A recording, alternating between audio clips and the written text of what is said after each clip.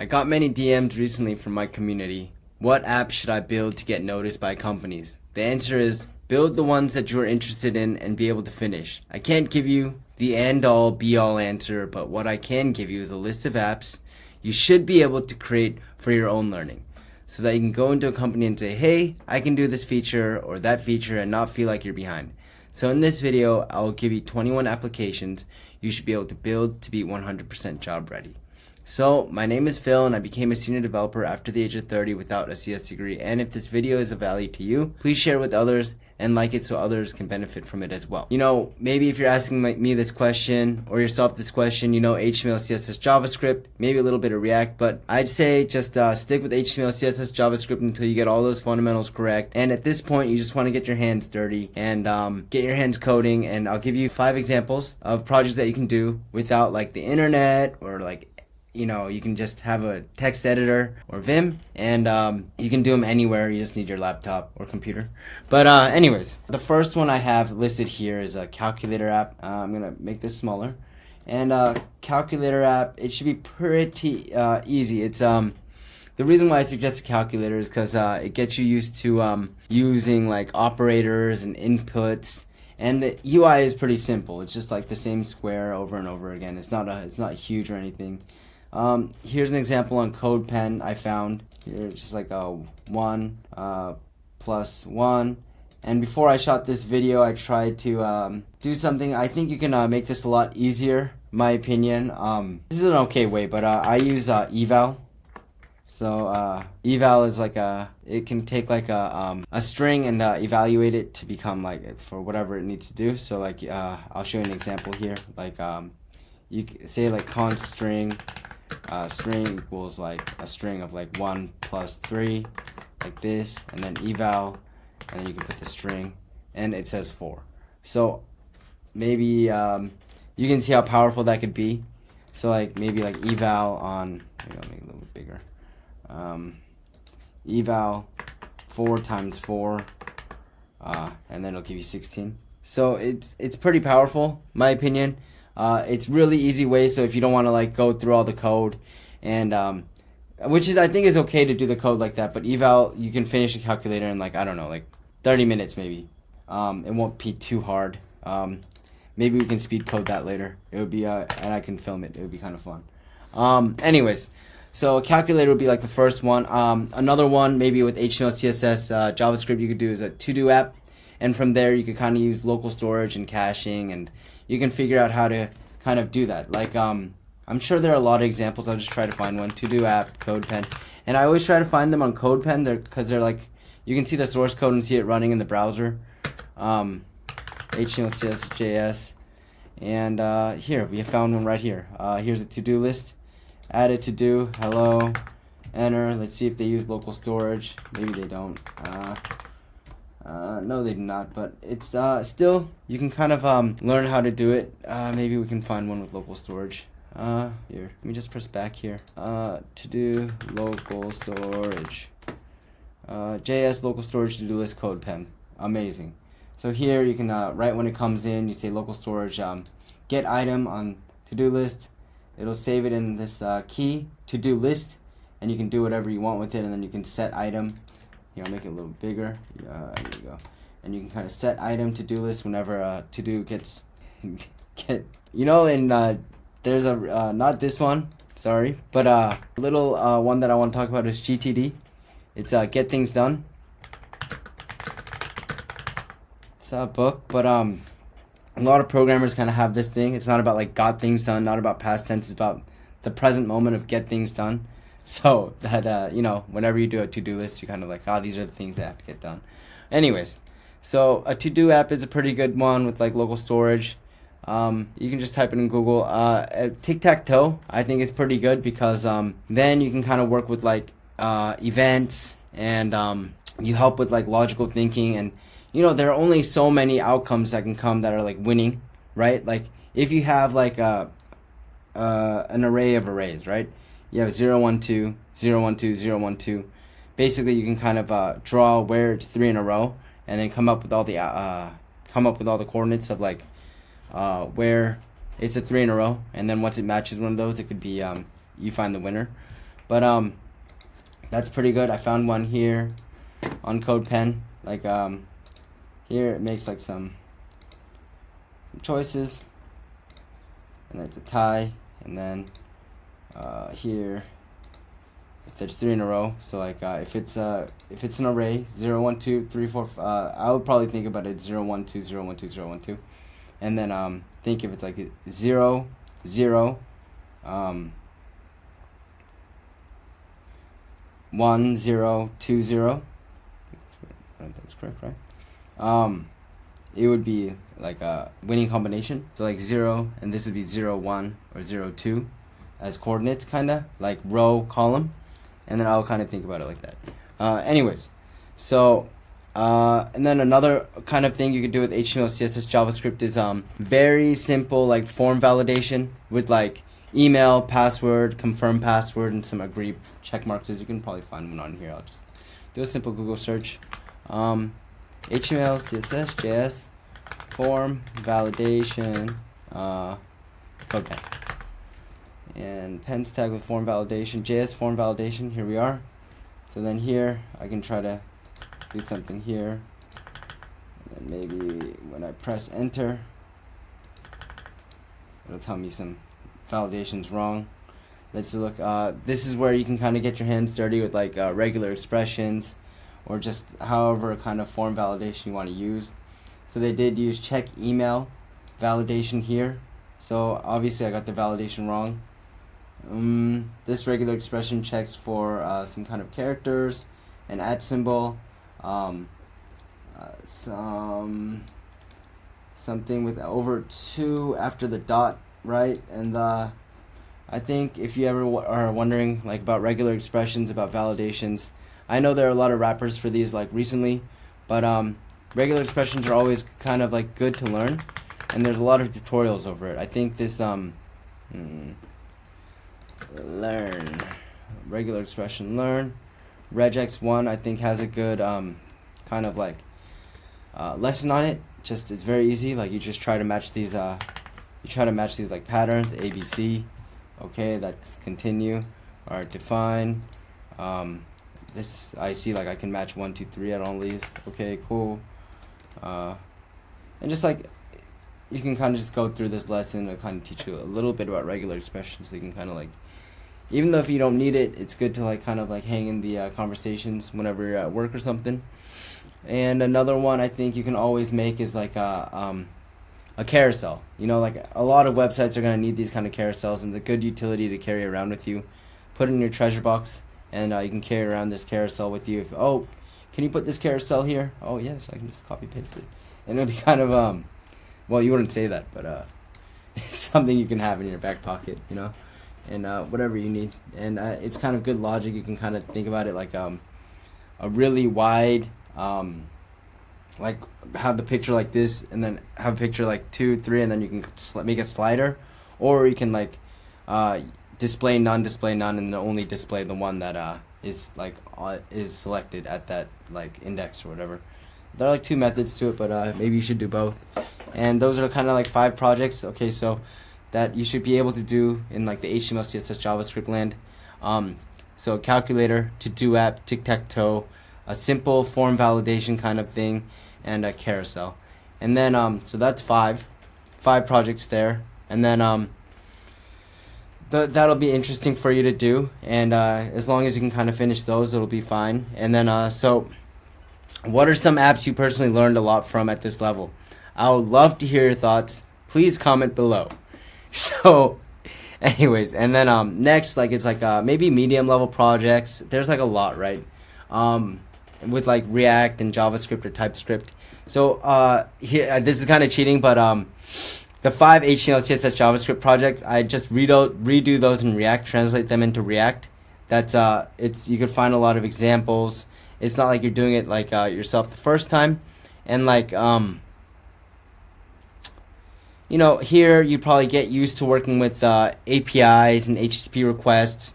So you will need the internet for this, right? So you will need Wi-Fi and a laptop at a nice cafe with some coffee. But you can just practice these. It'll be fun, and because this is like what a bulk or like most of your jobs is working if you're working just front end, right? And getting used to tools like so when I was like a front end developer, or any job actually, I used to use a lot of like tools online, like this is like one of my favorite ones. So I'll just get this API real quick. So if I grab this, people are always telling me that my font or my text is too small. But okay, so here's like I use JSON Viewer a lot. It used to be super free with no ads, but they added some ads recently. But anyways, you can paste some JSON here. You can format. Make this bigger too. Anyways, and then you can format it, and it turns it kind of pretty. And then you can see the viewer, and you can kind of see like all the keys and stuff. So these are kind of tools that you should kind of build up to kind of make you faster at programming or understand, because looking through a bunch of text is a pain. Anyways, so JSON Viewer is a really cool tool. There's a bunch of these online, like JSON Viewer, JSON View, JSON Formatter, whatever one you choose to use. I think there's built-in ones to the VS Code extension as a VS Code extension, but I just use JSON Viewer because that's what I've always used. And another one that you should kind of get used to is Insomnia or Postman. I use Insomnia. Insomnia is very good for making HTTP requests and stuff like that. So like it just helps me make requests, and I can like spam the request to like make sure that everything's working correctly. And you just put in the HTTP, and you put in what you need to, and that's that. And another tool is draw.io. So it's I think it's a flowchart maker. Just cancel that one. Create new diagram. Create a flowchart diagram thing. I'll just put AAA. Oh my goodness, I already made an AAA before. All right, there you go. All right, so you can make like a flowchart, and just kind of like, I know like a lot of thinking is like, okay, if this is this, then this goes. So try to find how your brain kind of like thinks about it. I think it's called a UML diagram tool. Yeah, UML, Unified Modeling Language Diagram Tool, but I just call it a flowchart thing. You can do some database stuff here. You can do some flowchart stuff, and you can kind of like say, I don't know, like is logged in, and then if it's logged in, they go to like the home screen, and it's kind of just good to visualize this kind of stuff. And in your Medium projects, you're gonna kind of need to do this, right? Because you're gonna have a lot of these little projects going on, little thoughts and little cases that are happening, and these can get quite large. But that's draw.io. Those are just 3 examples of tools that are online that are really easy to use, that I use, and I think they'll help you in the future. But anyway, so translate the earlier projects, so the calculator, to-do app, Tictactoe, form validation, and Carousel into React. Form validation, there are a lot of React kind of like packages, right? So one that's really good is React Took Form for validation, or Formic with Yup, or there's a bunch, right? I think Zod is one. Joy form validation. I don't know if it's called Joy. I don't know, but it's similar to Yum, I guess. But just get good at one, and it'll carry over. These kind of help with like regular expressions and all that kind of stuff. So another one. So now you're kind of working with like HTTP requests, and maybe in React project, maybe a good one will be like to make those, or Axios, and wrap your Axios with React Query. And React Query will help your application be more performant. But there's a couple APIs like I use randomuser.me API. It's really easy to use. No like API key to like sign up for or anything. It's just able to be used. Another one is like just like base your apps around this, like make some kind of CRUD system. You don't need to make the back end, but like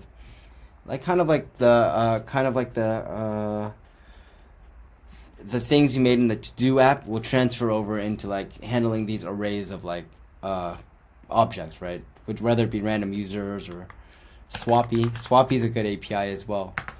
Star Wars API, it gives you all the Star Wars characters.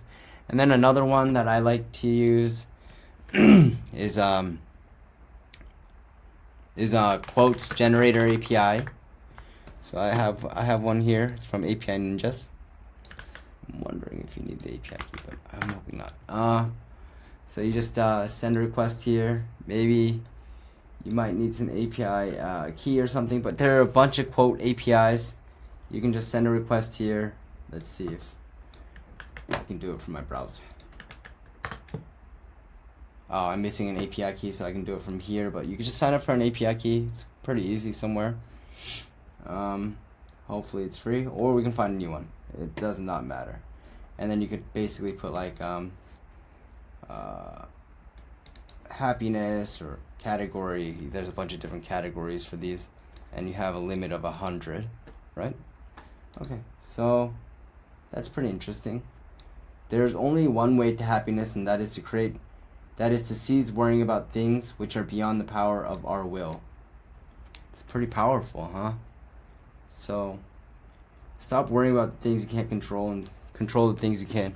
Anyways, so another thing is a weather application. So there's a bunch of these tutorials on weather application because you can cache it and it doesn't change for like a day or something.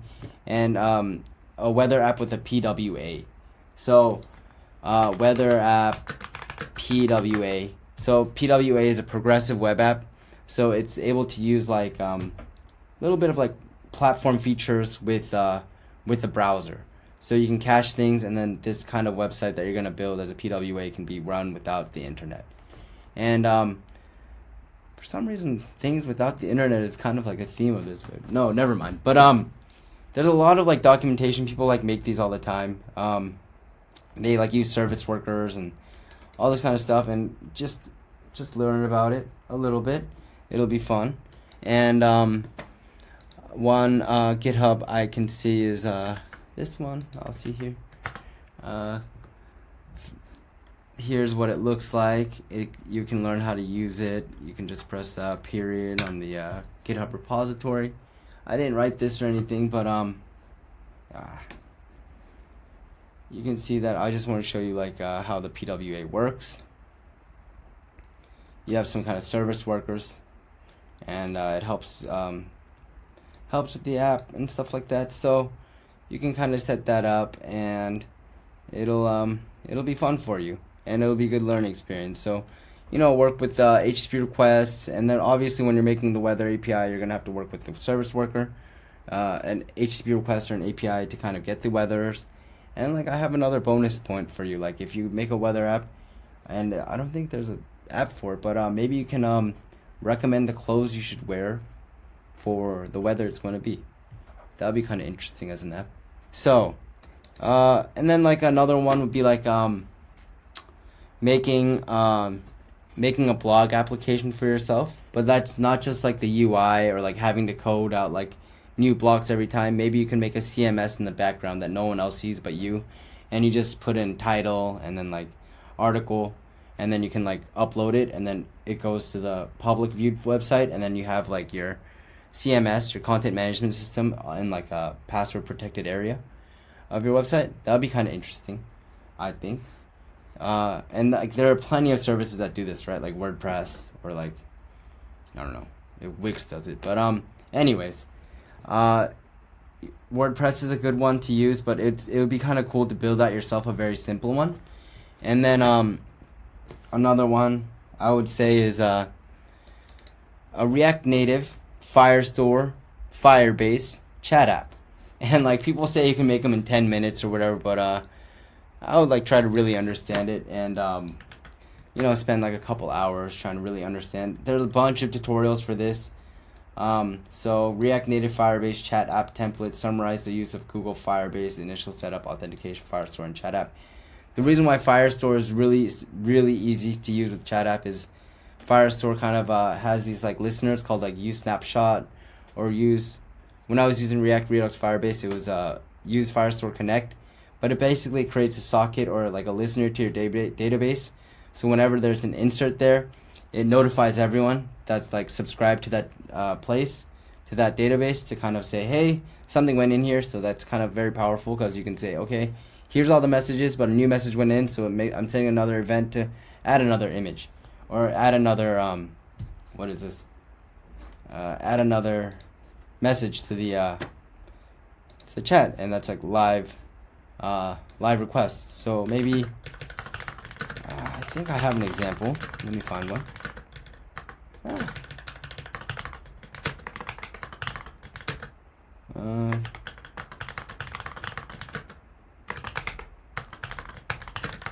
Here we are.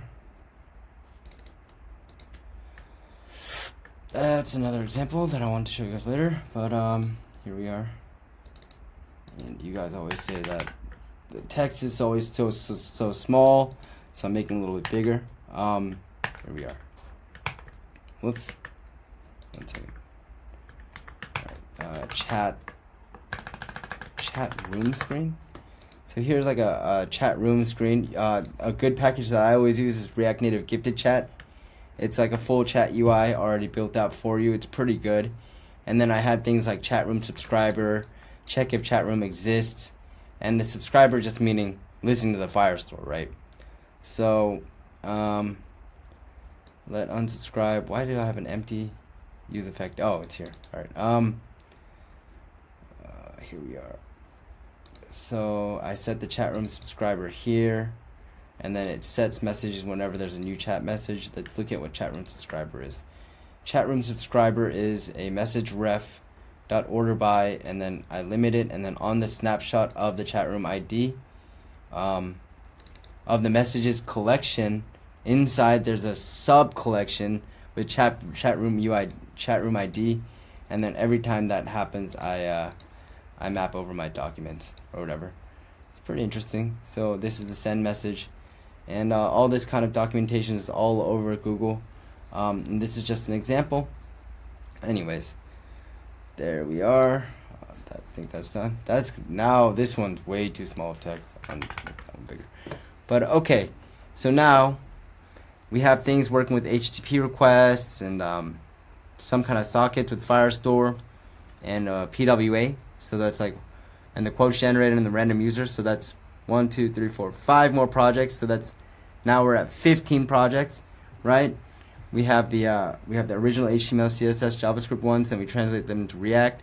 Then we got a couple like these medium projects. And then now we'll go into the advanced stuff, right? So let's think about like the like HTML, CSS. I found this duck hunting game. It's pretty cool, I thought. But I think it's cool because if you really like are into like JavaScript, just like HTML, CSS, this could be interesting. So I know that these are all inputs, these ducks here, and if you click on it right at the right time, they go away, right? Yeah. So if I took the duck image away, it would just be a little checkbox up like this, and these are just being moved by the style CSS with keyframes, duckfly, and at 0%, top 10%, left 150%, and it just keeps on going and going. It's not like they do anything special, but they do some rotations and try to make it a little bit random, but they all end up kind of doing the same thing, as you can see at different timing. But I think the CSS can get pretty deep. So you have like the first one, you have the second one that animates for 20 seconds and whatever. And I think it's pretty cool. And this would be kind of like, this is a bunch of CSS stuff like I thought was really interesting. I don't know it all, but this is pretty cool. It's very short and simple. That's pretty cool. And the HTML is very small. It's just an input and a label. Pretty interesting. Anyways,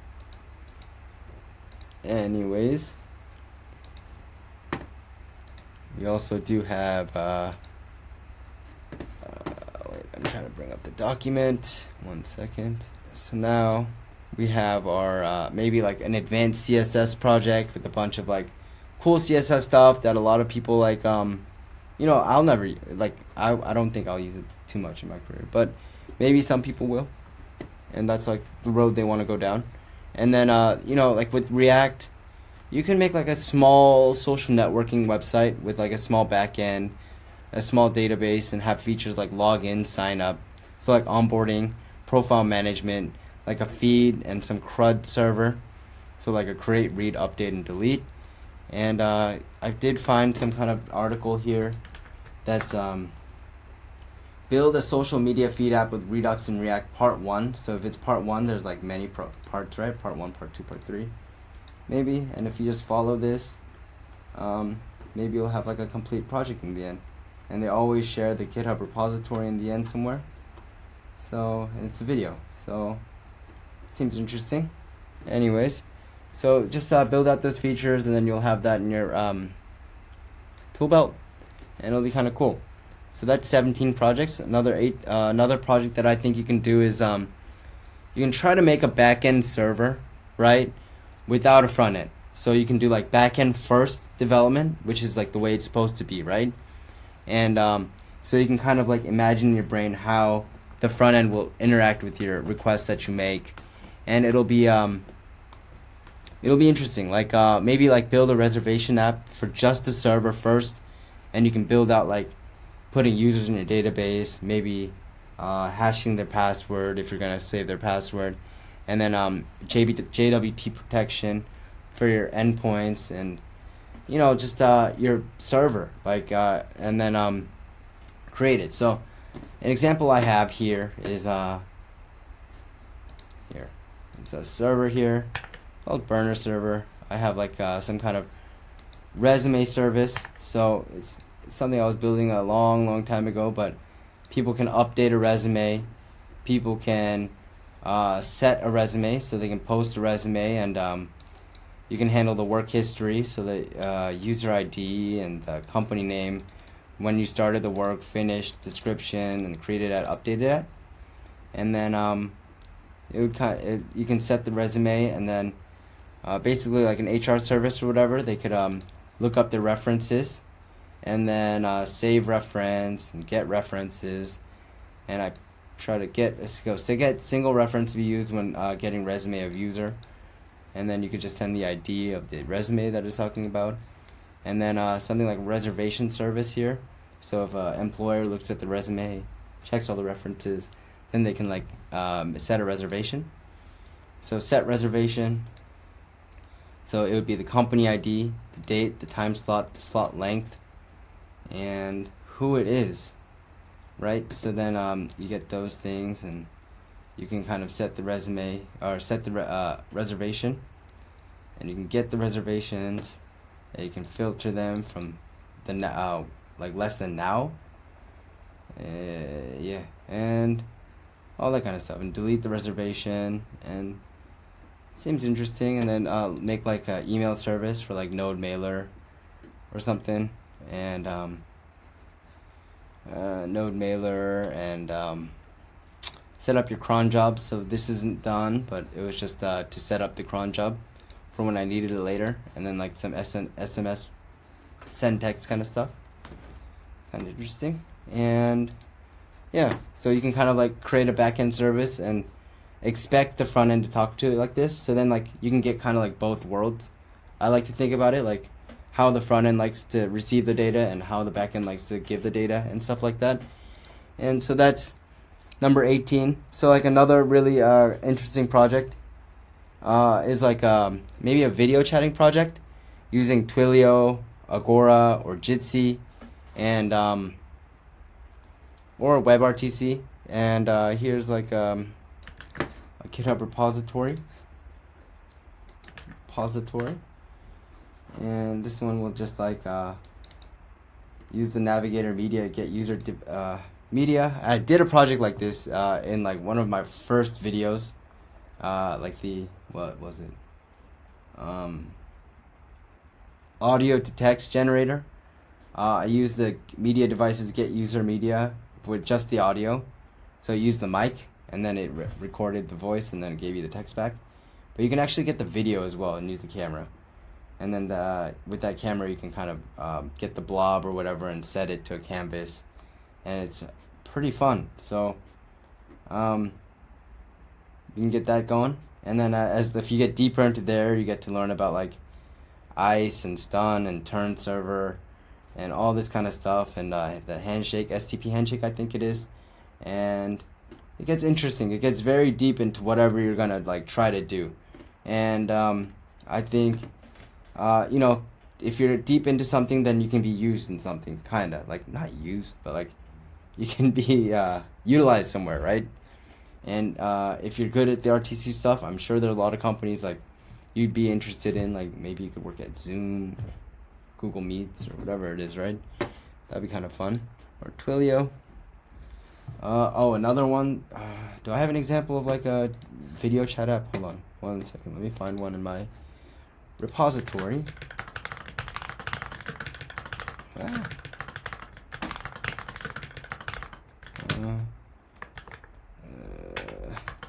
know I show this one a lot, but here you are.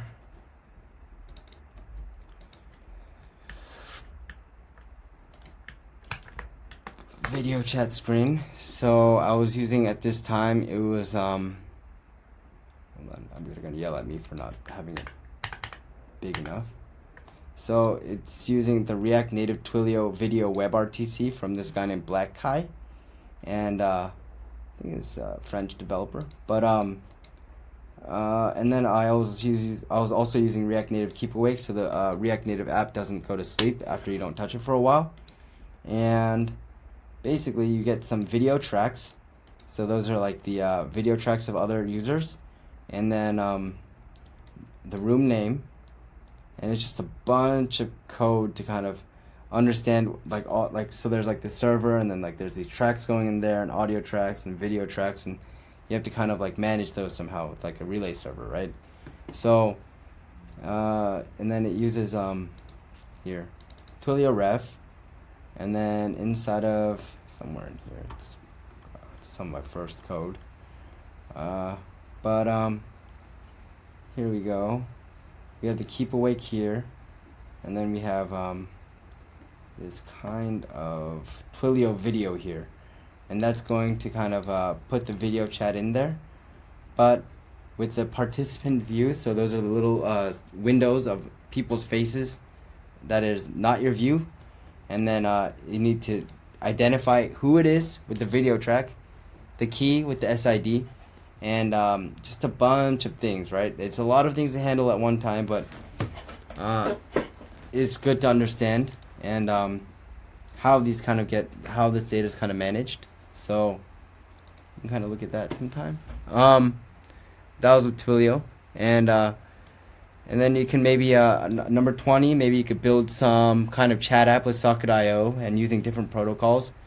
There's like a bunch of this, right? Like a lot of chat apps are made with Socket.io. So you could have like Socket.io client in your client, and then Socket.io on your server, and have a Socket server. So building a chat app with Socket.io and React, it could be interesting. They have a little tutorial here. You can figure it out, and you can just follow along, and then it'll be fun, I think. And you can set up your Socket.io connection, and then when it happens to disconnect, and you're probably gonna have an event called like message, and all this kind of stuff, and it'll be interesting. And last but not least, for 21, maybe you could do a chatbot project. There's like two. I've been doing a chatbot project recently with Huggingface Chat UI. It's done in Svelte. It's all the code is there. It just like makes a ChatGPT interface. Then you can connect it with this llama.cpp and find some kind of model you want to interact with, whether it be GPT-4 or 4 mini or whatever it's going to be, like V3 mini 4K instruct GGUF, whatever it may be. You can kind of figure it out, whatever models you want to use, and it could be interesting for you. And another one that I found is really interesting is Open Web UI. It looks interesting. User-friendly web UI for LLMs. It's almost similar to Chat UI, but it's more like the ChatGPT-4 interface. So I think a lot of jobs will open up with this kind of stuff. So you guys can kind of take a look, and it could be interesting. And what else? Number 22, bonus, is maybe some kind of blockchain project. One thing you guys can learn is like blockchain, library, smart contract, GitHub. Kind of like smart contract library. Let's try to look at this right quick. This probably complete 3 smart contracts. These contracts are used for Todo SDK. Not this one. You're gonna need to edit that out. Sorry. Blockchain library, smart contract.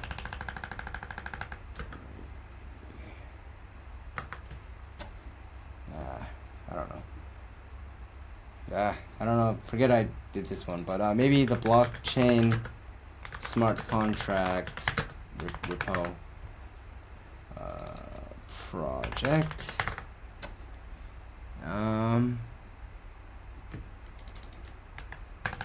Simple blockchain project would be interesting. So like just maybe some kind of blockchain project will be cool, like maybe a decentralized voting system, or basic cryptocurrency transaction simulator, or blockchain based content sharing platform. I don't know, man. Like you can find some easy projects. I think I have a couple. Let me check see if I have one.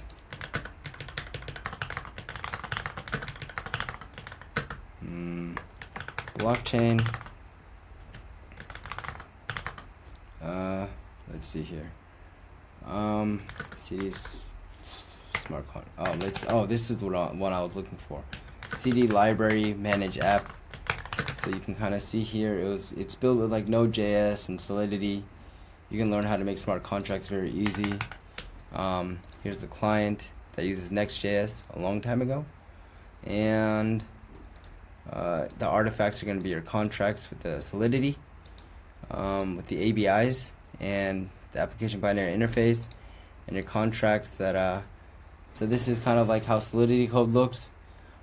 Basically you have a book array that's going to be private, and then you can add a book there with the to the owner that book has. So it's basically like an object inside of there, and you can get the finished books, get unfinished books, and it'll be interesting. It's just some simple blockchain project that you can kind of like look at. It'll be fun, and that's like a bonus project if you want to do. So there you go. 21 projects in the bank. What are some coding projects you've personally done that made you a god programmer? Let me know your thoughts in the comment and let's have a discussion. If I make these apps and slap it on my resume, will I get a job? No. But if you code these apps, I guarantee your coding skills will increase tremendously. At the end of the day, that's what matters the most. Skills pay the bills. Of course, you need to network. Of course, you need to do a bunch of other things to stand out from the next guy. But if you don't have the ability to code, what are you? And don't take shortcuts. Don't use Copilot while you're doing these. And if you want to learn how to do all this the right way, then the streamlined way, then join the Discord server. Remember, if I can do it, you can do it too. Coding saves lives.